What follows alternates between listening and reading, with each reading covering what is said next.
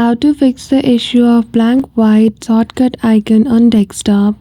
Hello everyone, welcome back to our channel and today we are back again with a new video. So without any delay, let's get into it. For that, firstly open File Explorer, go to desktop from the left hand side menu, then click on three dots at the top. Go to Option, choose the option of View, then after you will see Show Hidden File Folder and Drives.